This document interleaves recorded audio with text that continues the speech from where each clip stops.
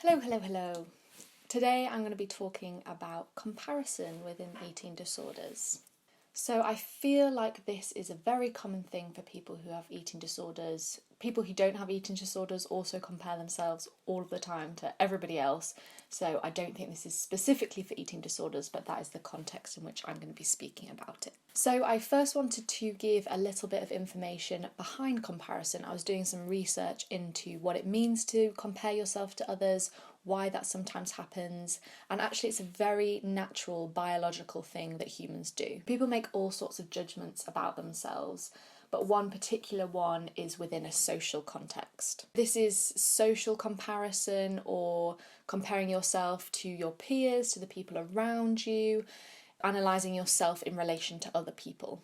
The two main reasons why people compare themselves to others is one is to reduce uncertainty in a specific area, the area that you're comparing yourself to somebody else. So if you're feeling very uncertain within a specific space, then you're going to compare yourself to who's around you just to go, what am I doing? Is it okay? What are they doing over there? I'm not sure what's happening here. It gives you that ability to understand where you are and whether what you are doing is okay. The second reason why people compare themselves to others is to learn how to identify yourself. Humans have this strange condition where our only experience is within ourselves, within this case that is being a human being.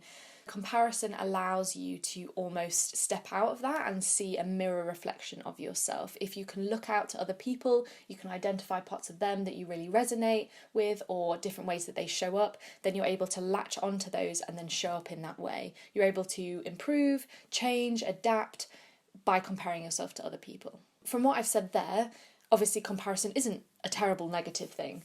People always make out that comparison, never compare, never compare, never compare. But actually it's a very natural human thing to do, and there are reasons and benefits to doing it. What I want to talk about in this video is when it becomes negative and when it becomes to the next extreme. I'm going to go through a couple of who, why, what, where, when, how questions, and I want you to work alongside me with this. So when I ask a question of who, I want you to think about who, and develop your own list of the different things that come up for you within this little video. So the first one is who. So who are you comparing yourself to? Take a minute, have a little think, write it down.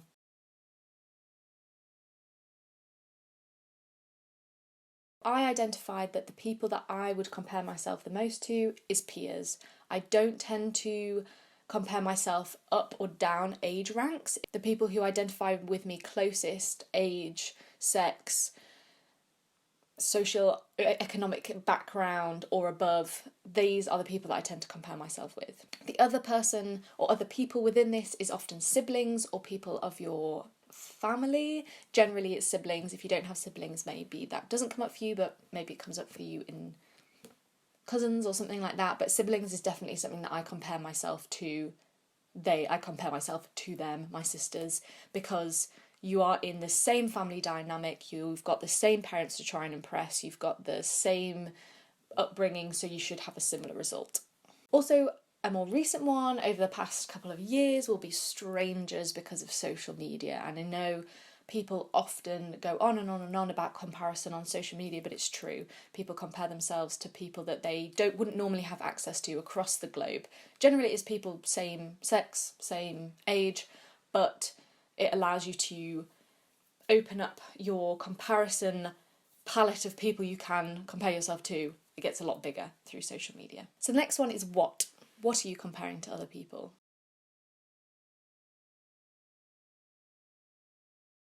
For me, there's a lot of comparison around body shape, around body type, around food, what I was eating, what I wasn't eating, around exercise, what I was doing, what I wasn't doing. Achievements as well is a massive one, like where am I stood within this comparison, especially within school. We're kind of drilled into us is this idea that we grades, get the best grades, and then you're just comparing yourself to those who are around you in that. Just general daily activities, like who has done the most exciting thing today, who has done the most adventurous thing, most out there thing, who's done the most thoughtful thing, kindest thing, all this comparison as well. And then a huge one is life position. So if you're at some stage later on, the classic example that I give is mid to late 20s. Where are you? What is your relationship status? How many kids do you have? How settled are you? Do you have a house? Do you have all of these different things? There's kind of that comparison within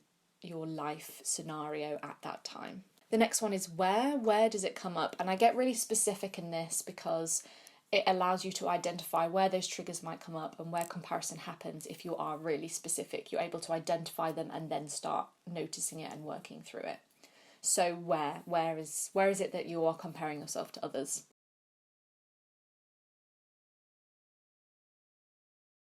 I compiled a bit of a list there, and that can be within the home space, within a school space, within a university space, within a workplace. It could be on social media.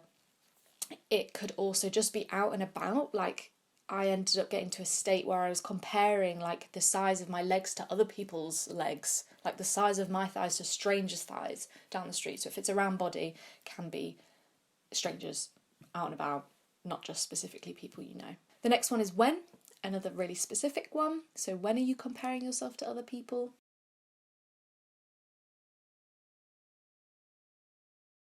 Generally, it could just be all the time, like it takes up a lot of headspace. At certain times of the day might be really triggering, so if it's around meal times, mornings, evenings, around certain times of the month as well, it can really depend on, if you have periods, the cycle in which that happens. The final big question is why. We always return to why. Why is this happening? And I want to just put out there that it is very personal to different people. It will be your own personal reasons why you compare yourself to other people, from your history, from what you've been through what you're told, all of these different things.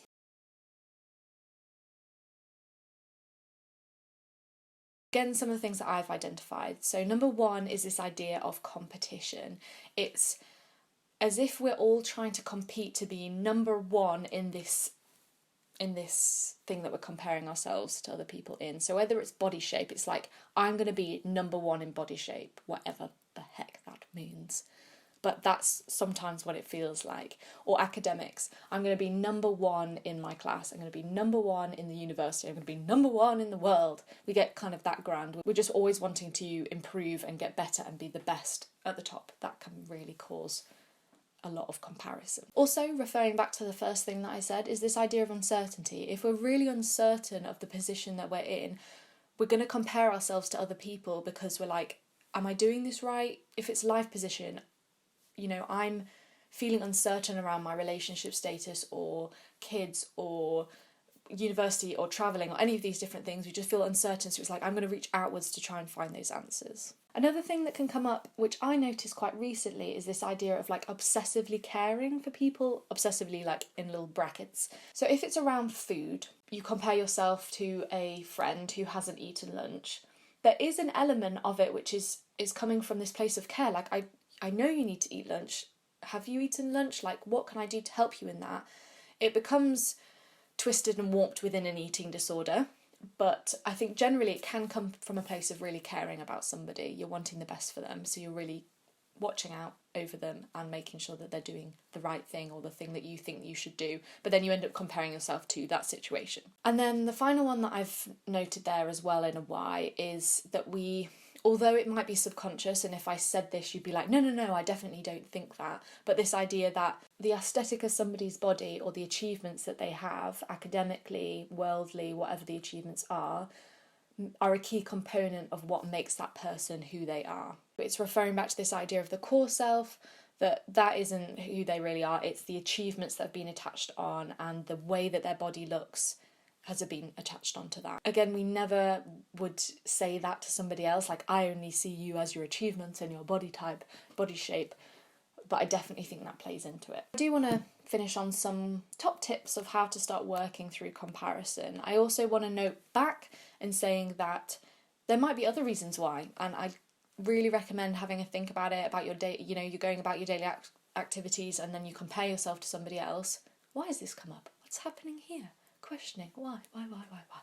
So doing that kind of thing can be really, really helpful. So the first one, which I'm hoping this video has helped you to do, is to notice. Notice when comparison is coming up. When is it that I am comparing myself to other people? Just notice, because for a long time we probably don't. Noticing it allows us to understand who, what, where, when, and then finally why. Another one, which is going back to the social media thing, but is clearing your social media, probably Instagram. I think that's probably the worst culprit, although other ones can be that as well. When you find yourself comparing yourself to people on these social media platforms, unfollow them, block them. There is a space to challenge yourself and work through it, but if you're in a space where you're just comparing yourself and getting yourself into a really deep, dark hole of comparison, just block people for a bit, or I don't know what else you can do. Unfollow, hide. I think you can hide people, hide them for a while, and hopefully that can get you into a better headspace. Also, there's a real thing about just deleting social media as well, like getting rid of it completely. What are you gaining from it? If you go onto it and you're feeling more negative when you come off than when you went on, the costs outweigh the benefits, asking yourself, why on earth am I still on this? That's a good question to ask yourself as well. Another thing is to start questioning, is this body blaming? And what I mean by body blaming is we tend to have a bad thing go on, bad scenario, all these emotions come up, and then for some reason our brains have made a little connection between bad things and I hate my body, or my body's all wrong, my body's not doing what it's supposed to be doing, and it's like there's outside things going on, and then we just go, ooh, flip, here I am, what is going on here? And it's about going, I'm not sure if my mum actually invented this, she probably got it from something else, but she used to say this to me all the time. She's like, it's not about this, it's about that it's not about this, my body, when I'm starting to be really negative and compare myself to other people. It's actually about a different situation, and it's about turning our outlook away from body onto this other thing. How can I deal with this other thing, whether that be a confrontation we didn't enjoy or a negative comment? How can we deal with that instead of resorting to body blaming? When we find ourselves comparing ourselves to other people, it's about identifying who that person is. What does that person represent? Because it's never about that person, it's not about them as a human being, but it's like, what do they embody? What do they represent that I am being envious of, that I feel squished down by? I have to compare myself to them. What is it that they represent? So it might be a friend that you constantly compare yourself to, and it might be actually this person embodies something that I'd rather be. I'd rather be doing this, or they're in a family situation that I'd rather have, or they have a better relationship with their body, and it's about the embodiment rather than the individual person. So it's not about cutting these people out of your life. It's like, what do you represent that I feel like I have to compare myself to? I think another thing that I mentioned in a previous video is that there is enough space for everyone. When we compare ourselves to other people, we're identifying that actually there's a hierarchy, there's a number one spot, there's only one space for the best person. But actually, instead of it being like a hierarchy of everybody's upwards, everybody's just around you. It's like, you know, we're all on the same level, just in different places. So instead of it being like, I've got to go up, you can only go up in your own position, being your own person. So it's about identifying what is the unique characters that I bring that nobody else can bring, really investing in those, and not seeing this whole academic bracket of like, I've got to be the number one at the top of academics, but actually, what is it within that I really enjoy and that I'm really good at, and how can I excel in that area, rather than try and be the best maths student when actually somebody else is better, but they've just got a different path and a different avenue to go up, basically. That's what I'm trying to say. Another thing is, if body comparison is something that you struggle with, is realising that your body is the least interesting thing about you. When I look at my friends, I'm never like, oh, you know, I'm friends with you because of your body. It's like that's the least interesting thing that they have about them. They are way more holistic, well-rounded people, and I love certain elements and quirks about them. It's nothing to do with their body, and that reflects on you as well. Yeah, your body is the least interesting thing about you. So I guess my overriding thing for this is, you know, you're on your own trajectory. Don't know if I said that right. So I guess the overriding takeaway thought from this video is that We all have a space and we all need to take up our own space, and there's no reason to compare yourself to other people when the only person you can be is yourself, and the only place that you can be is in your own head. So why not make it the best experience that you can? Why not make it enjoyable and stop comparing yourselves to Bob next to you, Phil the other way? Just start noticing, questioning, really calling yourself out on it, and noticing what do you do around your friends. You know, do you pick your friends because of how many A stars they got at GCSE? Probably not. So nobody else is going to do that for you either. I hope you found something a little bit insightful or interesting in this little conversation. If not, I'd love to hear what you have to say. I'm sure you've got lots of thoughts and ideas around it. Please do get in touch. Thanks for joining me again today, and I'll see you in the next video. Bye.